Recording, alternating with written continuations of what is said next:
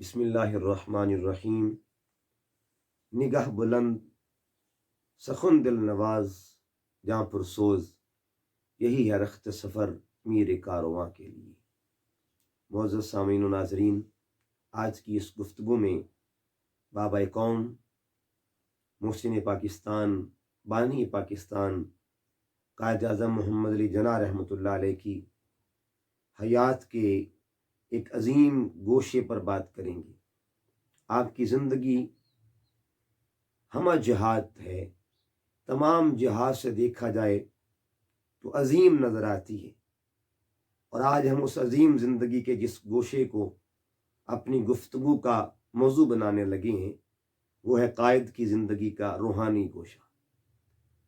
معزز ناظرین، اللہ رب العزت نے قرآن پاک میں ارشاد فرمایا، واللہ یحب المحسنین، اللہ تعالیٰ محسنوں سے محبت فرماتا ہے۔ محسن دو طرح کا ہوتا ہے، ایک وہ محسن جس کا احسان انفرادی سطح پر ہوتا ہے، اور ایک وہ محسن جس کا احسان اجتماعی سطح پہ ہوتا ہے۔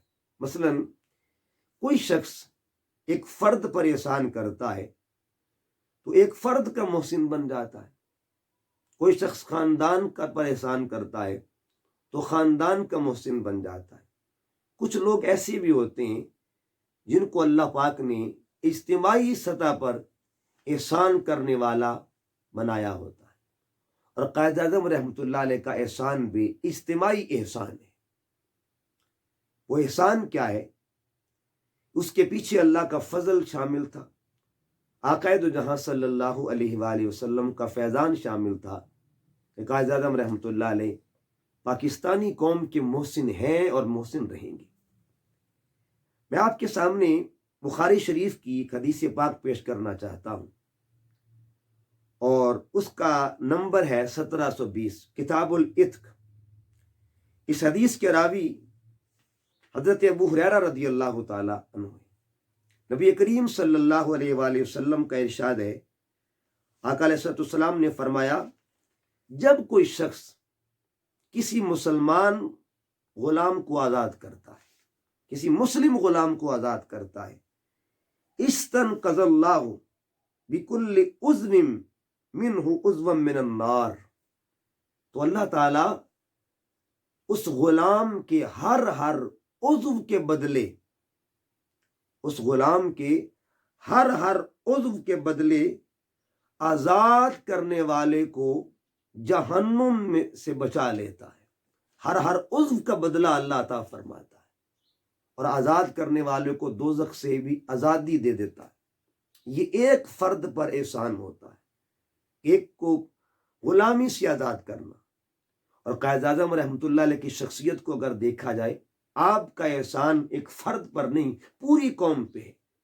پوری قوم کو جس شخصیت نے آزادی لے کے دی اسے محمد علی جناح کہا جاتا ہے۔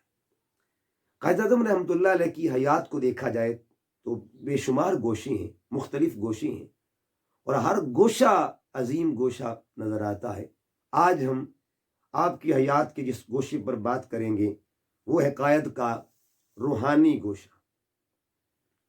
محترم سامعین و ناظرین، سب سے پہلے ہم یہ دیکھیں گے کہ قائد اعظم رحمۃ اللہ علیہ جو پاکستان کا بیڑا اٹھائے ہوئے تھے، قیام پاکستان کا نعرہ مستانہ جنہوں نے بلند کیا ہوا تھا، ان کے تیقن کے پیچھے کیا چیز تھی؟ جب مجلس عاملہ کا اجلاس ہوا تو اجلاس کے اینڈ پر سوال کیا گیا کہ کیا پاکستان بن جائے گا؟ پاکستان بن جائے گا؟ تو اس سوال کے جواب پر قائد نے پورے تیقن کے ساتھ کہا اور پورے اعتماد کے ساتھ فرمایا، آپ نے فرمایا یہ مرضی مولا ہے اور یہ بن کے رہے گا۔ یعنی قیام پاکستان کو قائد اعظم مرضی مولا کہہ رہے ہیں۔ اس کے پیچھے راز کیا تھا کہ اللہ کی منشا ہے، اللہ کی مرضی ہے، اور اللہ کی مرضی نے پورا ہو کر رہنا ہے۔ اتنا تیقن۔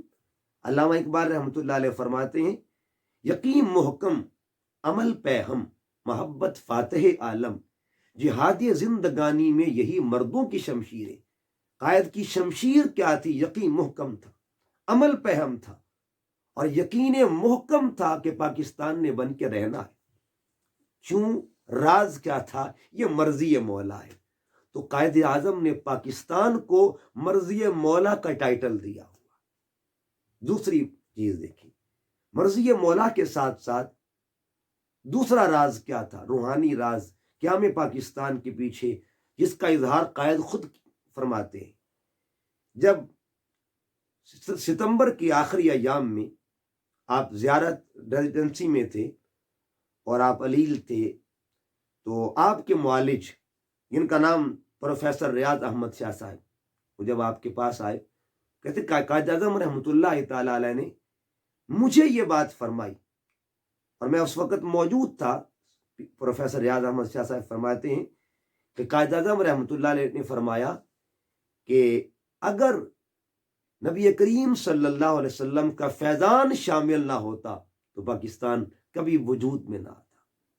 پہلی بات کو دیکھیں اور دوسری کو دیکھیں تو قائد اعظم کا یقین تھا کہ اس ملک کے قیام کے اندر مرضی مولا بھی شامل ہے اور فیضان مصطفیٰ بھی شامل ہے۔ اسی طرح قائد اعظم رحمۃ اللہ علیہ کی حیات روحانی کا ایک اور گوشہ اور ایک حصہ دیکھیے، میرے قائد اعظم محمد جناح رحمۃ اللہ علیہ کثرت کے ساتھ قرآن کی تلاوت کرتے تھے، اور قرآن کی تلاوت کے ساتھ آپ کا وہ عشق تھا، وہ محبت تھی کہ تلاوت کے ساتھ ساتھ آپ کی آنکھوں سے آنسو برستے تھے۔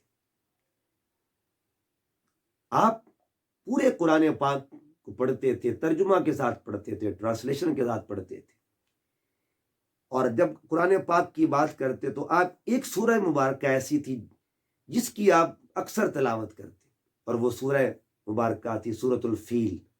آپ سورۃ الفیل پہ بات کرتے تھے کیونکہ اس میں اللہ تعالیٰ نے ابابیل کا ذکر کیا۔ تو یہ جو سورہ مبارکہ تھی آپ کے اندر جذبہ پیدا کرتی تھی، قرآن پاک کے ساتھ محبت، اور پھر سورہ فیل کے ساتھ ایک خاص لگاؤ تھا۔ اس کے اندر آپ کے جذبات کو ابھار ملتا تھا، آپ کے جذبات کو تقویت ملتی تھی، آپ کے ارادے کو مضبوطی ملتی تھی۔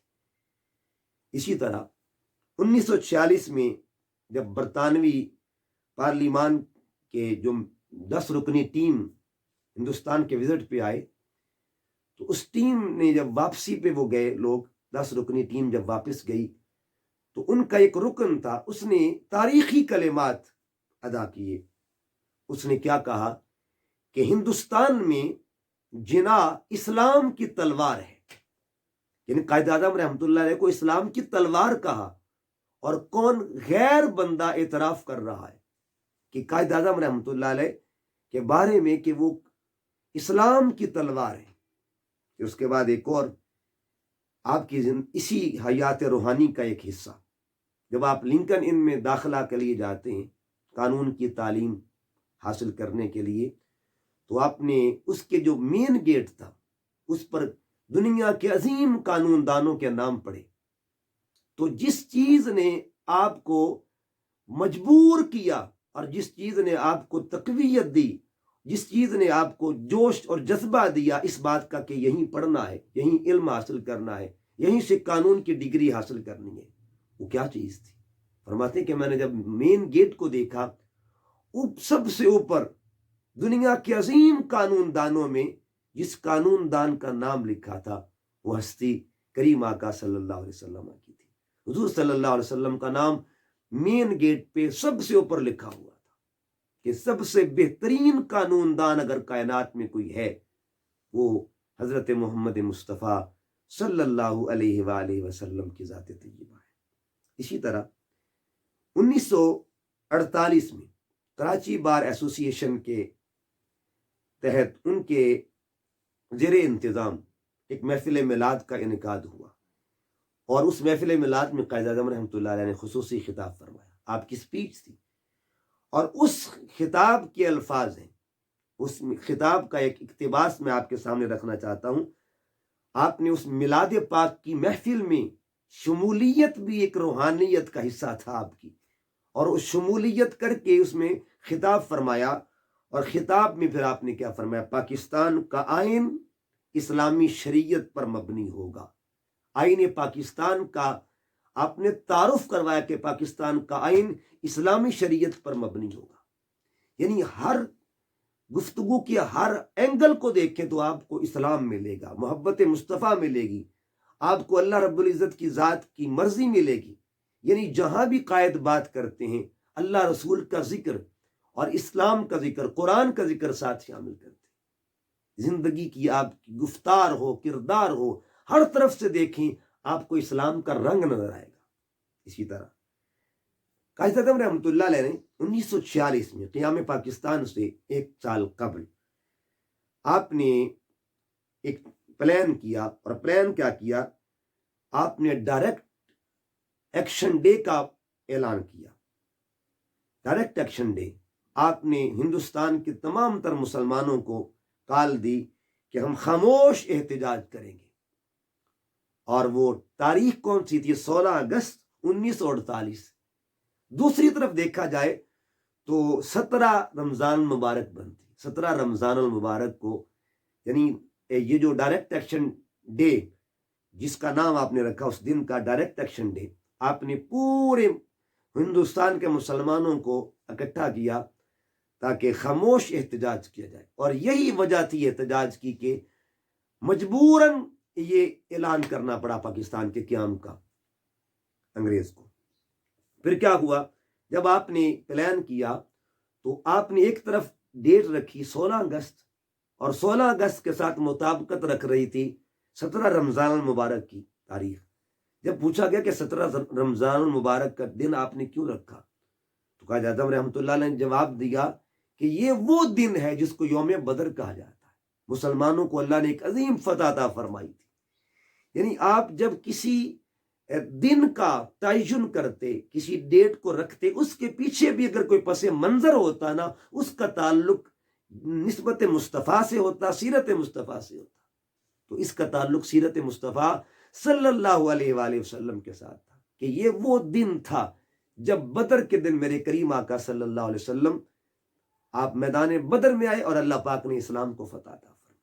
اسی طرح قائد اعظم رحمۃ اللہ علیہ کی اسی روحانی گوشے کا ایک اور حصہ کہ آپ بمبئی میں خطاب فرما رہے تھے. دوران خطاب ایک ہندو صحافی، اس نے دو قومی نظریہ پر بات کر دی. جب بات کی تو قائد اعظم رحمۃ اللہ تعالی علیہ آپ نے اس وقت تو جواب نہ دیا. اس نے کہا یہ سب اکٹھے رہ رہے ہیں تو پھر آپ نے یہ کیا نیا فلسفہ اور کیا نیا اعلان کر دیا؟ آپ نے سب اکٹھے رہ رہے ہیں ایک ہی جگہ پہ. کچھ دیر کے بعد قائد اعظم رحمۃ اللہ علیہ نے فرمایا کہ مجھے پیاس لگی ہے، میں نے پانی پینا ہے. آپ نے 2 گھونٹ پانی کے پیے اور پھر بچا ہوا پانی اس ہندو صحافی کی طرف بڑھا دیا کہ یہ پی لو.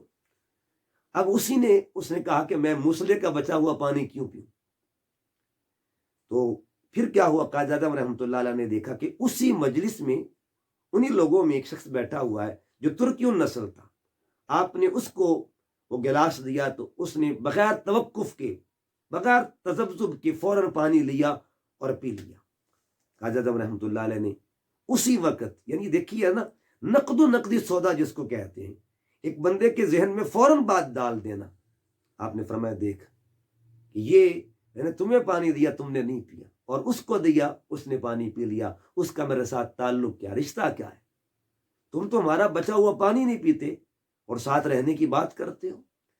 تو قائد اعظم رحمۃ اللہ علیہ نے اخوت ایمانی جو تھا اس کا اظہار اور پریکٹیکل سب کے سامنے پیش کر دیا کہ دیکھو اس کا اور میرے اندر تعلق کیا ہے. بازو تیرا توحید کی قوت سے قوی ہے، اسلام تیرا دیس ہے، تو مصطفی ہے. اس نے پانی کیوں پیا؟ اس کی وجہ کیا تھی کہ نظریہ ایک تھا. اور نظریہ کیا تھا؟ اس کا نظریہ بھی وہی تھا نوجوان کا، ترکی النسل کا، جو نظریہ قائد کا تھا. اور وہ نظریہ کیا تھا؟ لا الہ الا اللہ محمد الرسول اللہ.